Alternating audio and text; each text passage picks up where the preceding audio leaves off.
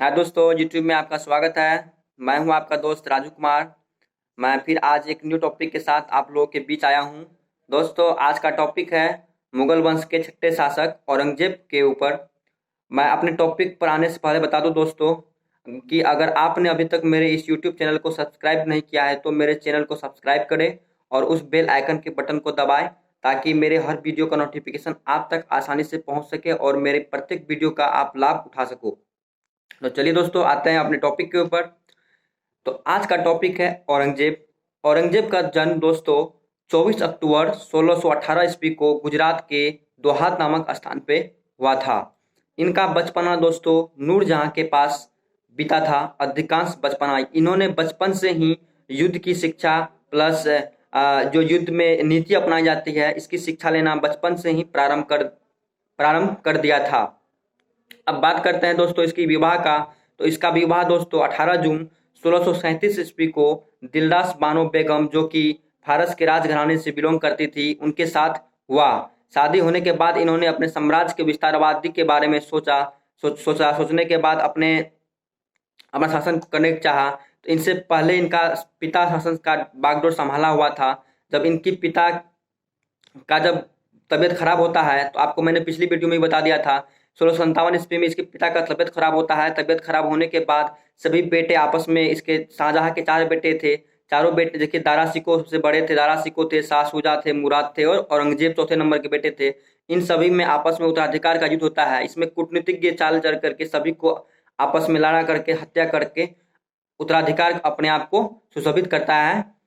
औरंगजेब और अपने पिता पिता शाहजहां को कैद करके आगरे के किले में डाल देता है और उसके पिता का मृत्यु 1666 ईस्वी में हो जाती है औरंगजेब के पिता का। अब औरंगजेब गद्दी पे आने के बाद अपना शासन प्रारंभ करता है अपनी तरीका से।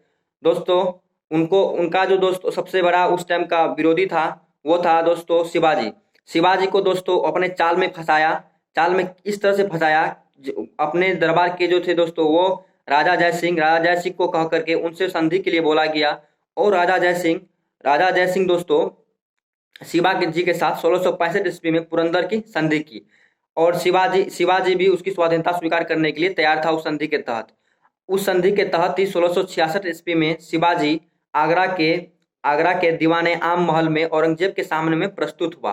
प्रस्तुत होने के बाद दोस्तों संधि की मान्यता औरंगजेब ने नहीं दिया। यहाँ पे उन्होंने गद्दारी किया, भयंकर गद्दारी किया। शिवाजी को तुरंत ही पकड़ करके कैद करके जयपुर के भवन में रखवा दिया और उसकी मृत्यु शिवाजी की 1680 ईस्वी में हो जाती है। इसके मृत्यु के पश्चात ही औरंगजेब ने उसके बेटे संभाजी का भी हत्या कर देता है और उसके संभाजी के पुत्र साहू जी को कैद कर लेता है। दोस्तों शिवाजी के पहले पुत्र तो थे संभाजी और दूसरे पुत्र थे राजा राम। तो आप कुछ कहानी कहते हैं आपको राजा राम के बारे में। तो 1670 ईस्वी में राजा राम प्लस गोकुला दोनों ने मिलकर जाट विद्रोह तिलपत नामक स्थान पे किया था। इस विद्रोह में दोस्तों औरंगजेब ने गोकुला को मौत का घाट उतार दिया था और राजा राम किसी तरह से भाग निकला।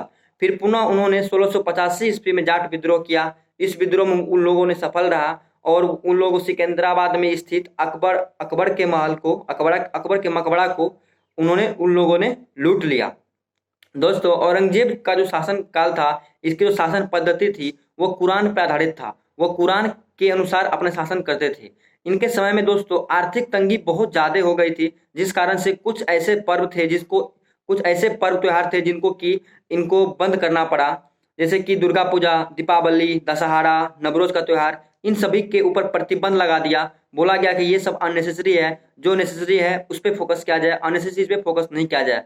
ऐसा करना दोस्तों इसकी मजबूरी थी क्योंकि आर्थिक तंगी आ चुकी थी। इनसे पहले जो इनके पिता थे शाहजहां उन्होंने स्थापत्य बड़े बड़े इमारत बड़े बड़े मस्जिद सब बनाने में काफी पैसे खर्च कर दिए थे। खजाना खाली हो चुका था, आर्थिक तंगी आ चुकी थी जिस कारण से इसको खजाना की भरपाई करने के लिए अपने आर्थिक स्थिति को मजबूत करने के लिए इस नीति को इनको अपनाना पड़ा। दोस्तों इन्होंने जैसे कि उस टाइम सिक्के पे कलमा खुदवाया जाता था, नवरोज का त्योहार मनाया जाता था, इसके बाद जो है गान बजान होता था, इसके दरबार में संगीत के सभा लगते थे। इसके बाद दोस्तों बहुत सारे ऐसे और भी पर्व थे जो कि बड़े उत्साहित से मनाया जाता था। इन सभी के ऊपर प्रतिबंध लगा दिया औरंगजेब ने और जजिया कर जो अकबर बंद कर दिया था उनको पुनः शुरू कर दिया। किन्होंने?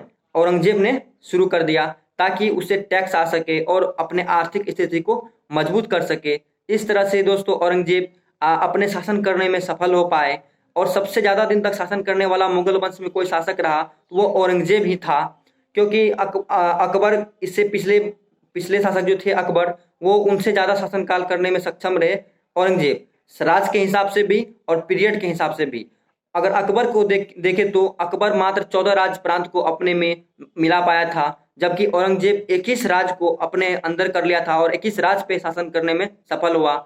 जो मुगल वंश के और जो शासक हुए इनसे पहले, उन्होंने गोलकुंडा और बीजापुर को अपने साम्राज्य में मिलाने में असफल रहे थे, जबकि 1685 ईस्वी में औरंगजेब ने गोलकुंडा और बीजापुर को अपने साम्राज्य में मिलाने में सफल हुए। इस हिसाब से देखा जाए तो दोस्तों औरंगजेब सबसे सफल शासक हुए। लेकिन दोस्तों इसकी कुछ ऐसी नीति थी जिसके कारण से इसको क्रूर शासक कहा गया है, जिस कारण से दोस्तों इनका धर्म के लेके विरोध भी हुआ है, क्योंकि 1665 ईस्वी में इन्होंने हिंदुओं के प्रति कुछ घृणा दिखाई। इन्होंने हिंदुओं की कुछ मूर्तियों को या उसके मंदिरों को तोड़ फोड़ करवा दिए, जैसे कि क्या बोलते हैं, मथुरा में केशव राय मंदिर को तोड़वा दिए, गुजरात के सौराष्ट्र में स्थित सोमनाथ मंदिर का विध्वंस करवा दिए। बहुत सारे ऐसे कुरफाती वाला काम किए, ऐसे गंदा काम किए, जिसके कारण हिंदुओं को भी उसके प्रति मन में औरंगजेब के प्रति घृणा आ गया। इन्होंने धर्म के प्रति इस्लाम धर्म के प्रति बहुत ही कट्टरवादी नीति के व्यक्ति थे औरंगजेब, जिस कारण से इसको इतिहास में जिंदा पीर भी कहा गया है। दोस्तों औरंगजेब इस तरह से अपने शासन को करने में सफल हो पाया, अपने राज का विस्तार करने में सफल हो पाया और अपने साम्राज्य का जो विस्तार कर पाया वो कूटनीतिक से ही दूसरे को संधि के मतलब कि प्रस्ताव दिया, आने के बाद उसको फंसा लिया। ये सब दोस्तों इसकी कूटनीतिक चाल थी। ये गंदा विचार के प्रवृत्ति के लोग थे। एक तरह से देखा जाए तो ये काफी जैसे कि अकबर थे, कुशाग्र बुद्धि के थे, नेक दिल इंसान थे, लेकिन इनमें वो नहीं थी। इनकी नीति यही थी कि किसी तरह से हड़पो, हिंदुओं पर अत्याचार करो। लेकिन दोस्तों एक और पॉइंट वाली बात यह है कि इसके टाइम में ही सबसे ज्यादा मनसबदारी की अगर देखेंगे पद, तो सबसे अधिक पद इनके राज दरबार में थी। लगभग 337 मनसबदारी पद हिंदुओं का इनके दरबार में थे। और इतिहासकार का कहना है कि सबसे अधिक पद अगर शासन मुगल वंश में किसी को मिला है तो वो हिंदुओं को सबसे अधिक पद देने वाले औरंगजेब ही थे। इस तरह से शासन करने में सफल हो पाया। दोस्तों यही थी औरंगजेब का इतिहास। दोस्तों मैं आशा करता हूं कि ये वीडियो आपको अच्छी लगी होगी। अगर अच्छी लगी होगी तो मेरे इस चैनल को सब्सक्राइब करें, लाइक करें, शेयर करें और कमेंट करें। दोस्तों अगर आपको कोई टॉपिक के ऊपर वीडियो भी बनाना हो तो आप कमेंट में बता सकते हैं। तो यहाँ पे दोस्तों मिडिवल हिस्ट्री का सेकेंड पार्ट मतलब मुगल पीरियड कंप्लीट होती है। अब हम चलेंगे दिल्ली सल्तनत पे। तो कल से मैं आप लोगों को दिल्ली सल्तनत कराऊंगा। दिल्ली सल्तनत में दोस्तों 5 वंश है, गुलाम वंश, खिलजी वंश, तुगलक वंश, सैयद वंश और लोधी वंश। इस 5 वंश के बारे में मैं आपको नेक्स्ट वीडियो में बताऊंगा। थैंक यू दोस्तों।